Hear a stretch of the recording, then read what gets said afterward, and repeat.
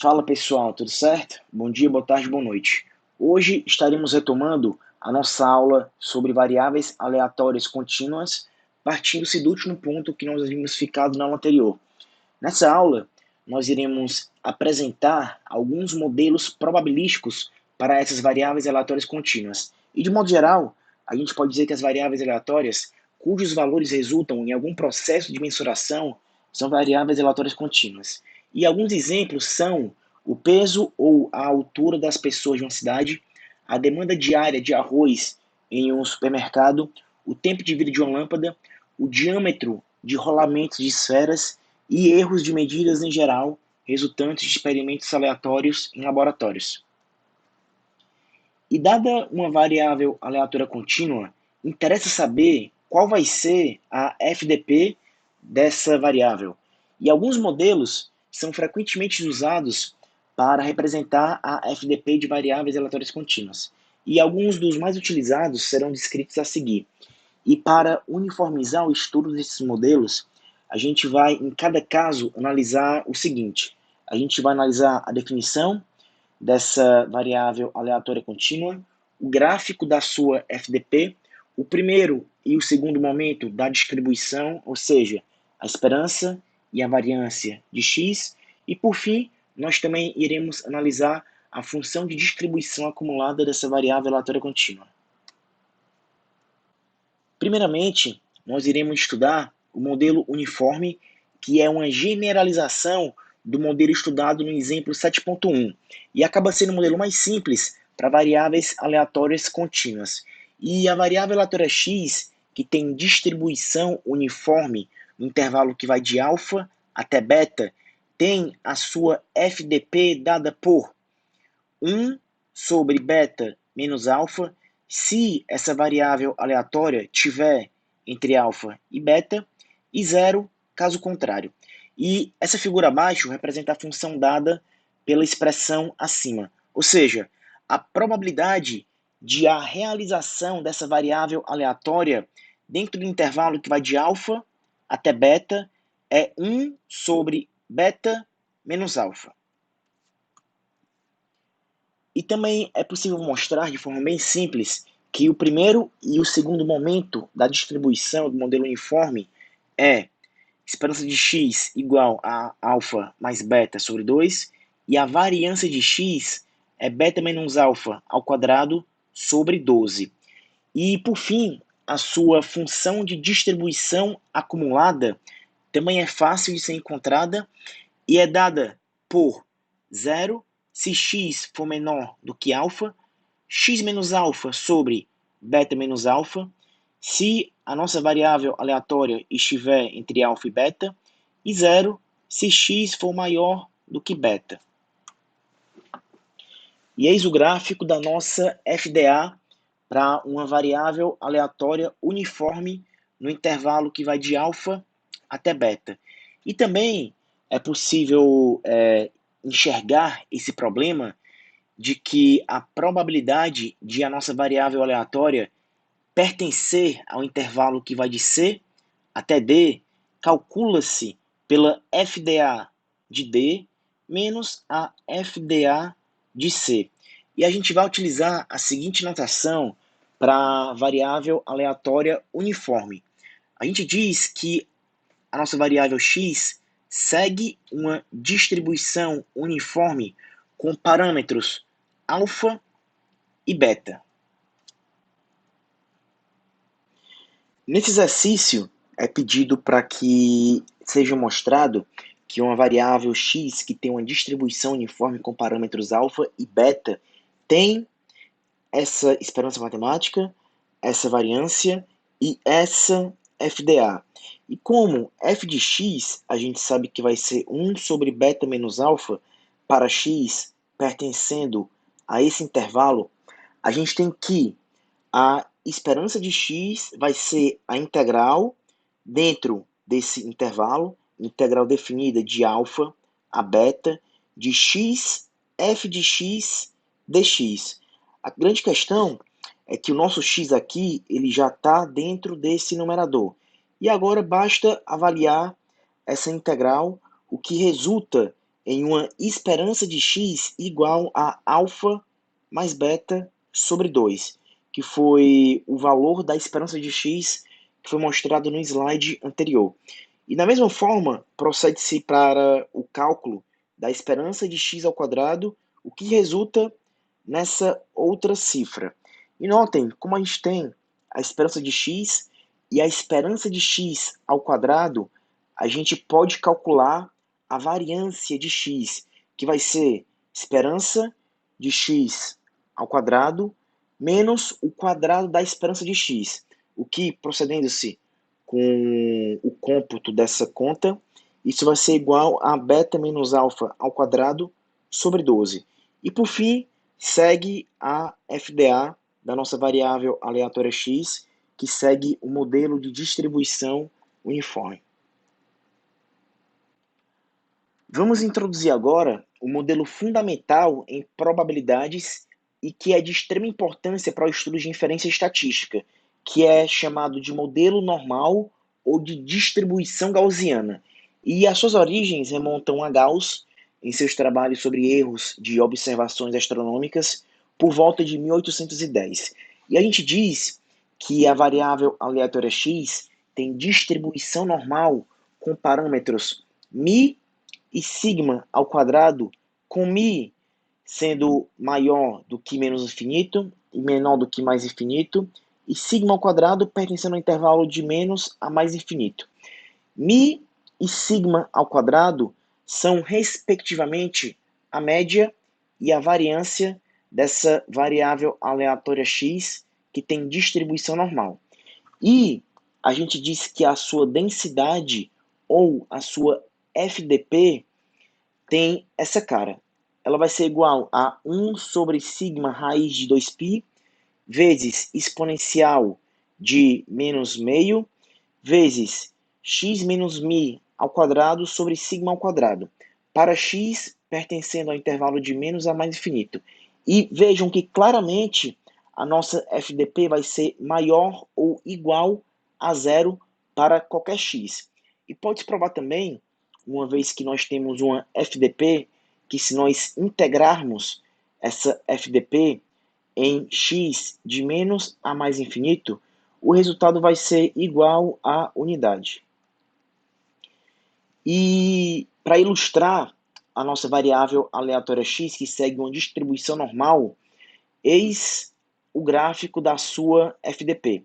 E percebam que ela vai ser simétrica em torno da sua média, ou seja, o que está à esquerda da sua média vai ser igual ao que está à direita da sua média.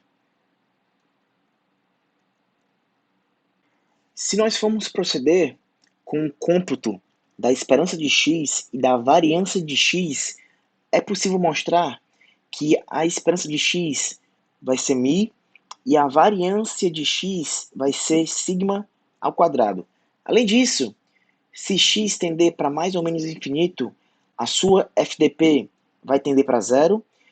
Vejam que a média menos um desvio padrão e a média mais um desvio padrão são os pontos de inflexão da nossa FDP, ou seja, em μ menos sigma e μ mais sigma, a concavidade da nossa FDP se altera. μ vai ser um ponto de máximo da nossa FDP, ou seja, onde tem x na nossa FDP, se nós substituirmos por μ, o valor máximo que a nossa função vai assumir é de 1 sobre sigma raiz de 2π. E também notem que a densidade vai ser simétrica em relação a μ, isso é, a nossa FDP avaliada em μ mais x vai ser igual à nossa FDP avaliada em μ menos x para todo x real. E para simplificar a notação, a gente denota a densidade da normal ou a FDP da normal simplesmente por f de x e escrevemos simbolicamente como a variável aleatória x segue uma distribuição normal com parâmetros μ e sigma ao quadrado. E percebam que quando μ for igual a zero, E quando sigma ao quadrado for igual a 1, a gente vai ter uma distribuição normal padrão ou uma distribuição normal reduzida. Ou brevemente, nós dizemos que nós temos uma variável aleatória z, que segue uma distribuição normal com parâmetros 0 e 1. E para essa variável z, a função de densidade se reduz em comparação com a mostrada anteriormente. Nós dizemos que essa variável aleatória z segue uma distribuição normal com parâmetros 0 e 1. O gráfico da normal padrão é representado nessa figura. E percebam que nós temos a média igual a 0 nesse ponto. E notem que x igual a menos 1 e x igual a 1 são os novos pontos de inflexão para essa FDP. E, da mesma forma, ela vai ser simétrica em relação à média. E percebam que se nós tivermos uma variável x que segue uma normal com parâmetros μ e sigma ao quadrado, então, se nós transformarmos essa variável x em uma variável z, fazendo pela subtração da sua média e dividindo pelo seu desvio padrão, percebam que essa nossa nova variável aleatória z vai ter média 0 e variância 1. E aqui eu peço para vocês lembrarem das propriedades da média e da variância que foram mostradas no início do curso. E essa transformação ela é fundamental para a gente calcular as probabilidades relativas a uma distribuição normal qualquer. Acerca da função de distribuição acumulada de uma variável normal, vejam que a FDA ou a f de y de uma variável aleatória normal x com média μ e variância sigma ao quadrado é obtida da mesma forma que nós vimos anteriormente, integrando-se a FDP, ou seja, f de y vai ser igual à integral de menos infinito até um y arbitrário da nossa FDP. E essa integral vai corresponder à área sob a nossa f de x, sob a nossa FDP, avaliada de menos infinito até um valor y arbitrário. E suponham agora que nós temos uma variável x que segue uma normal com parâmetros μ e sigma ao quadrado, e nós queremos calcular a probabilidade de essa variável pertencer ao intervalo que vai de A até B. E nós procedemos com o cálculo dessa probabilidade da mesma forma que nós vimos anteriormente, calculando a integral da nossa FDP de Azinho até Bzinho. E essa probabilidade é dada por essa área, que fica abaixo da nossa FDP e entre os números Azinho e Bzinho, que são arbitrários. A integral que nós vimos no slide anterior não pode ser calculada analiticamente. E, portanto, a probabilidade indicada só vai poder ser obtida aproximadamente por meio da integração numérica. No entanto, para cada valor de μ e cada valor de sigma, a gente teria que obter a probabilidade de x pertencer ao intervalo de Azinho até Bzinho para diversos valores de Azinho e Bzinho. E essa tarefa vai ser facilitada através do uso da transformação da nossa variável x em uma variável normal padrão. Dessa forma, de sorte que somente vai ser necessário construir uma tabela para distribuição normal padrão. E vejamos então como obter probabilidades a partir da tabela 3, que vai ser mostrada posteriormente. E essa tabela dá as probabilidades sob uma curva normal padrão, que nada mais são do que as correspondentes áreas sobre essa curva. E a figura 7.16, no slide posterior, ilustra a probabilidade fornecida pela tabela normal padrão. No caso, para a gente calcular a probabilidade de Z estar entre 0 e algum valor crítico, no caso nós iremos chamar esse Z de Z crítico, onde a nossa variável Z segue uma normal padrão. E percebam que se nós quisermos calcular a probabilidade de a nossa variável aleatória normal padrão estar entre 0 e, digamos, 1,73, essa probabilidade vai ser igual a 45,82%. E a tabela 3, ela vai fornecer diversas probabilidades para quaisquer variáveis aleatórias que seguem uma distribuição normal padrão. E para esse caso, nós dizemos que o nosso Z crítico foi igual a 1,73. E, novamente, a tabela fornece essa probabilidade que a gente viu que foi de 45,82%. Vamos calcular mais algumas probabilidades dadas abaixo. Vejam que como a nossa variável que segue o normal padrão, ela é simétrica em torno de 0, então a probabilidade de Z estar entre menos 1,73 e 0 vai ser igual à probabilidade de Z estar entre 0 e 1,73. E nós vimos que isso foi igual a 0,4582, ou 45,82%. E, novamente, isso ocorre devido à simetria da curva em torno de 0. De outro lado, a probabilidade de Z ser maior ou igual a 1,73 é igual a 0,5 menos a probabilidade de Z estar entre 0 e 1,73. Percebam aqui que como a nossa curva ela é simétrica em torno de 0, portanto, à esquerda de 0 nós temos 50% da distribuição e à direita de 0 nós temos 50% da distribuição. Portanto, como nós iremos ver que a nossa tabela 3 fornece apenas essas probabilidades, então, como nós queremos a probabilidade de Z ser maior ou igual a 1,73, portanto, basta subtrair essa probabilidade calculada no item A de 0,5, o que resulta em 0,0418, ou 4,18%.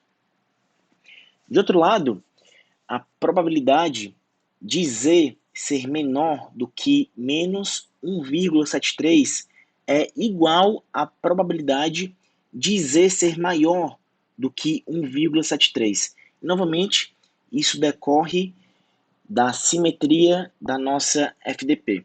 E por fim, a probabilidade de Z estar entre 0,47 e 1,73 é igual a probabilidade de Z estar entre 0 e 1,73 menos a probabilidade de Z estar entre 0 e 0,47. A gente procede dessa forma, novamente, como nós iremos ver no slide seguinte da tabela 3. Essa tabela nos fornece apenas essa probabilidade indicada. Ou, vejam, do item a nossa tabela 3 vai nos fornecer apenas essa área rachurada sob a nossa FDP e entre 0 e algum Z crítico, como nós iremos ver no slide seguinte. Portanto, essa probabilidade vai ser igual a 0,4582 menos 0,1808 igual a 27,74%. Finalmente, segue a tabela 3, que vai nos fornecer todas as probabilidades da variável aleatória normal padrão. E o que todos esses números nos fornecem vai ser essa probabilidade de a nossa variável normal padrão z estar entre 0 e algum z crítico. E nós vimos do exercício anterior que no item A, o primeiro desafio foi calcular a probabilidade de a nossa variável z estar entre 0 e 1,73. E como que a gente vai ler essa tabela 3? Nessa primeira coluna, nós temos a parte inteira e primeira decimal do nosso z crítico. E no primeiro caso, nós tínhamos 1,73. Portanto, 1,7, nós paramos nessa linha, e essas outras 10 colunas nos indicam a segunda casa decimal do nosso z crítico. Para 1,73, no caso, nós olhamos para a coluna 3, o que nos dá o nosso número do nosso z crítico, que foi 1,73. Portanto, o que esse número que eu destaquei indica é o seguinte: a probabilidade de a nossa variável z estar entre 0 e 1,73 é de 0,4582 aproximadamente, ou 45,82%. Simples. E nós precisamos calcular também, do item anterior, a probabilidade de z estar entre 0 e 0,47. Portanto, parte inteira e primeira decimal do z crítico, 0,4, e a segunda decimal foi 7. Portanto, a probabilidade de z estar entre 0 e 0,47 foi de 18,08% aproximadamente, o que acaba sendo essa área rachurada sob a nossa FDP e entre 0 e 0,47. Suponham agora que nós temos uma variável aleatória x que segue uma normal com parâmetros μ e sigma quadrado, com μ igual a 3 e sigma quadrado igual a 16. E nós queremos calcular a probabilidade de x estar entre 2 e 5. Porém, lembrem-se de que nós não temos nenhuma tabela que vai nos fornecer todas as probabilidades para uma variável que segue uma distribuição normal com parâmetros 3 e 16.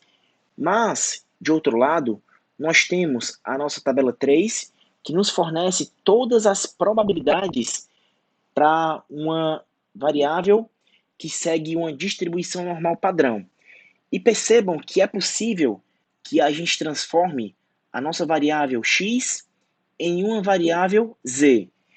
Então, percebam que dentro desse parêntese nós temos uma desigualdade, 2, aliás, x menor ou igual a 2 e menor ou igual a 5, e se nós subtrairmos o mesmo valor de todos os termos dessa desigualdade, a ordem dessa desigualdade ainda vai ser mantida. No caso, 2 menos μ menor ou igual a x menos μ, menor ou igual a 5 menos μ.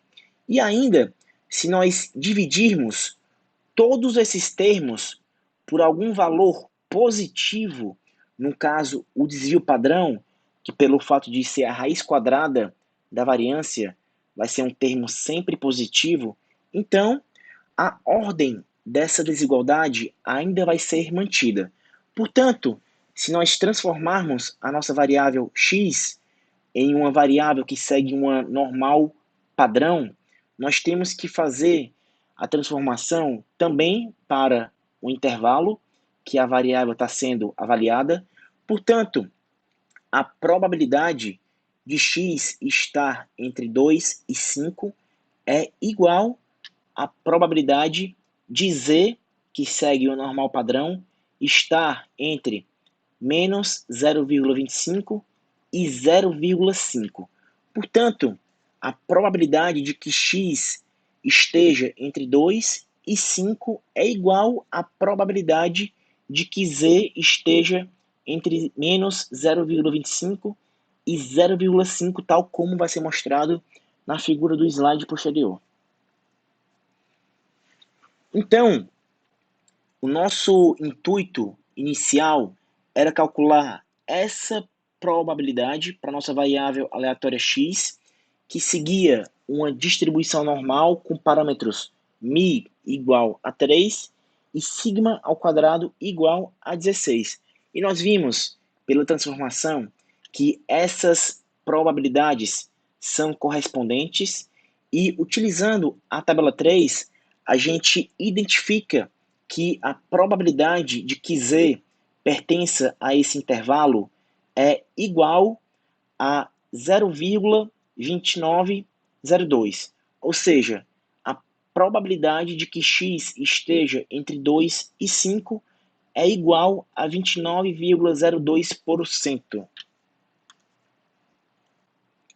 Por fim, da tabela 3, o que a gente fez no slide anterior foi calcular a probabilidade de que z estivesse entre 0 e 0,5, portanto, parte inteira e primeira decimal, 0,5, e a segunda decimal, 0. Portanto, a probabilidade de que z esteja entre 0 e 0,5 é de 0,1915 aproximadamente, ou seja, 19,15%. E também a probabilidade de que z esteja entre 0 e 0,25 é de parte inteira e primeira decimal, 0,2 e segunda decimal, 5.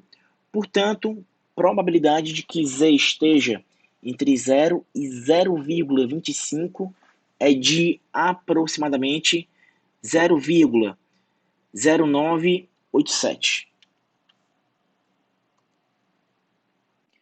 Finalmente, para finalizar a nossa discussão de hoje, seguem dois exercícios.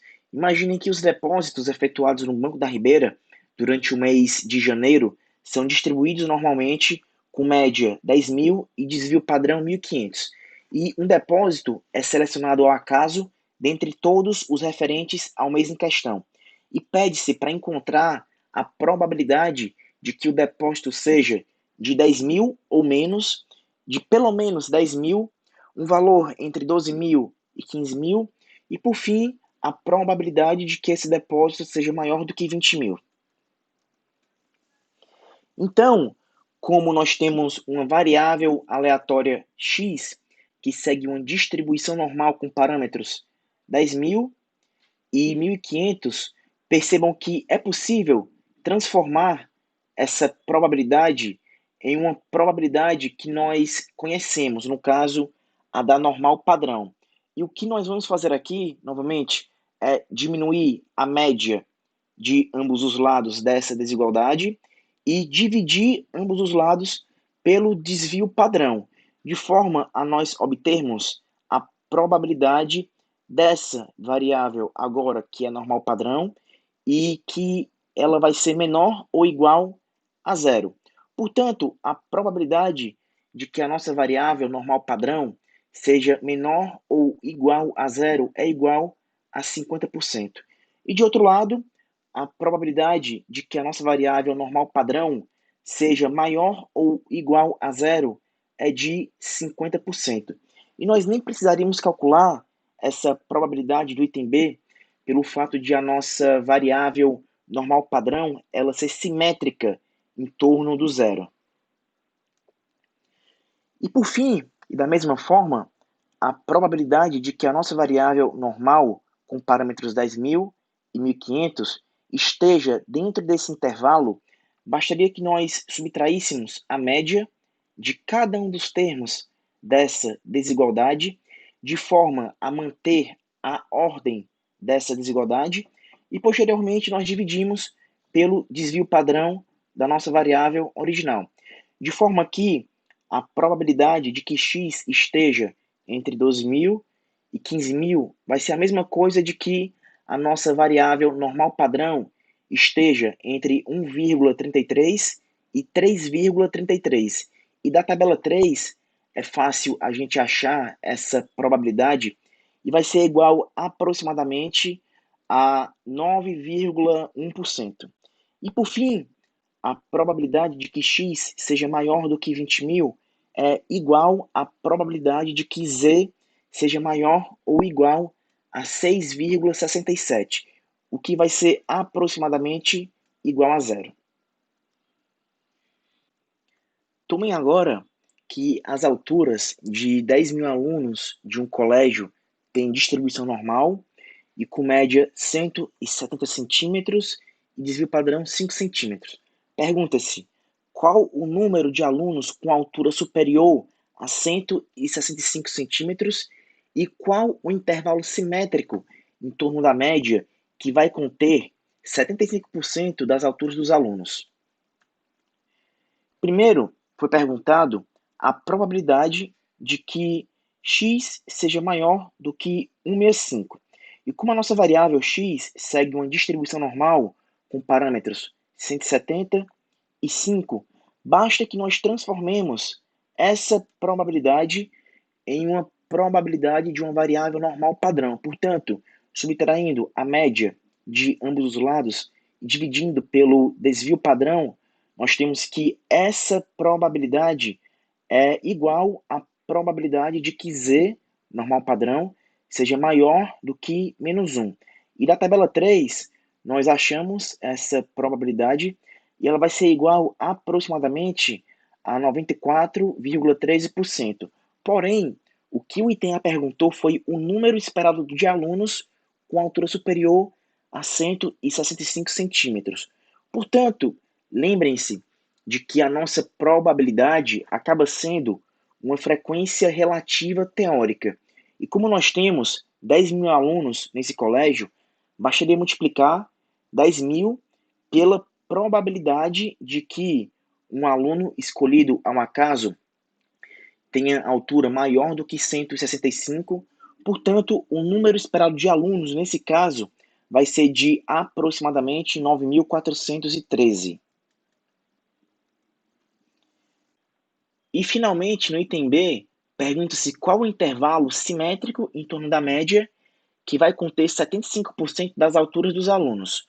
Ou seja, pergunta-se exatamente qual vai ser o intervalo dentro desse parêntese que vai conter 75% das alturas dos alunos. E como a nossa variável x segue uma normal com parâmetros 170 e 5, é possível transformar essa probabilidade em uma probabilidade de uma variável normal padrão. Portanto, subtraindo a média de cada um dos termos dessa desigualdade e dividindo pelo desvio padrão, nós temos que a probabilidade agora de z pertencer a esse intervalo vai ser de 75%.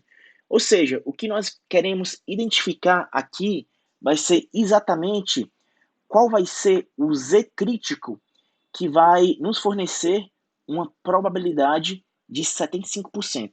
Porém, a nossa tabela 3 só fornece para a gente o lado à direita de zero.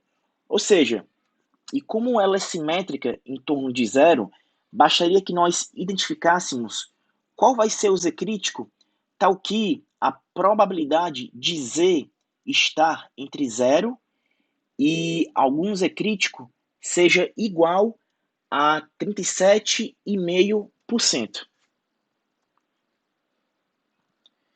Ou seja, da tabela 3, a gente sabe que o z crítico que vai produzir tal probabilidade vai ser um z crítico de 1,15 e, portanto, isolando um A nessa igualdade, o nosso A vai ser igual a 5,75. Portanto, o intervalo simétrico em torno da média, que vai conter 75% das alturas dos alunos, vai ser dado pelo intervalo 170 menos 5,75 e 170 mais 5,75. Ou seja, vai ser esse intervalo, que vai de 164,25 até 175,75. E foi exatamente o valor do z crítico que nós identificamos na tabela 3. Novamente, Nós queremos saber qual vai ser o Z crítico que vai nos dar uma probabilidade de que Z esteja entre 0 e algum Z crítico seja de 37,5%.